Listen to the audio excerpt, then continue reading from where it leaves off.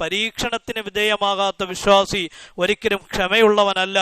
കൂടുതൽ പരീക്ഷണങ്ങൾ ഇടയിലേക്ക് എടുത്തെറിയപ്പെടുമ്പോൾ അവൻ കൂടുതൽ ക്ഷമയുള്ളവനായി മാറുന്നു.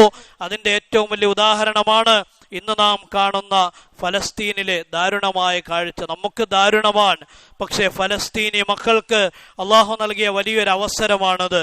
ഷഹീദാവാനുള്ള അവസരം, അള്ളാഹു നൽകിയ ജീവൻ അള്ളാഹുവിന്റെ മാർഗത്തിൽ നൽകാനുള്ള അവസരം. ഓൾ ഐസ് ഓൺ റഫ എന്ന് പറഞ്ഞ് ക്യാമ്പയിൻ നടന്നപ്പോൾ ആ ക്യാമ്പയിനോട് ആദ്യമായി ഐക്യദാർഢ്യം പ്രഖ്യാപിച്ചുകൊണ്ട് അനുകൂല മാനസികാവസ്ഥ പ്രകടിപ്പിച്ചത് മുസ്ലിമല്ല.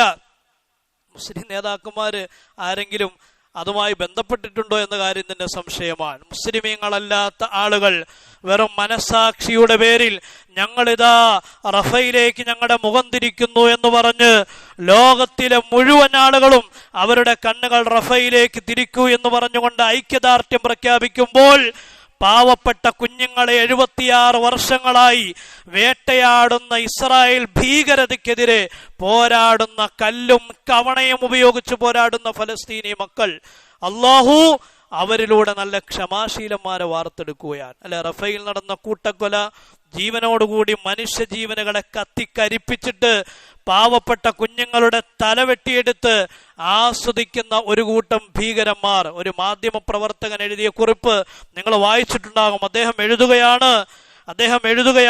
എഴുതുന്നു, റഫയിലെ കത്തിയമരുന്ന ടെന്റുകളുടെ ഉള്ളിലേക്ക്, അദ്ദേഹം തന്റെ നേരിൽ കണ്ട കാഴ്ച, റഫയിലെ കത്തിയമരുന്ന ടെന്റുകളുടെ ഉള്ളിലേക്ക് ഒരു പിഞ്ചുകുഞ്ഞ് കയറിപ്പോകുന്നത് ഞാൻ കണ്ടു. അവിടെ തീയുടെ തീവ്രത ശക്തിയായിരുന്നതുകൊണ്ട് ഞങ്ങൾക്ക് അവനെ തടഞ്ഞു നിർത്താൻ കഴിയില്ല. അവൻ ആ ടെന്റിലേക്ക് കയറിപ്പോകുന്നത് നടക്കാൻ കഴിവില്ലാത്ത ശരീരത്തിന്റെ സ്വാധീനം നഷ്ടപ്പെട്ട പ്രിയപ്പെട്ട തന്റെ മാതാവിനെ രക്ഷപ്പെടുത്താനാണ്. ഒരു പിഞ്ചുകുഞ്ഞ് കയറിപ്പോകുന്നു, ഞങ്ങൾ അവനെ തടഞ്ഞു നിർത്താൻ നോക്കി, പക്ഷെ ഞങ്ങൾക്കത് സാധിച്ചില്ല. കാരണം അവൻ ഞങ്ങളെക്കാൾ ധീരനായിരുന്നു. പിന്നീട് തീയെല്ലാം കെട്ടടങ്ങിയപ്പോൾ ഞങ്ങൾ ആ ടെന്റിന്റെ ഉള്ളിലേക്ക് പ്രവേശിച്ചപ്പോൾ ഞങ്ങൾ കണ്ട കാഴ്ച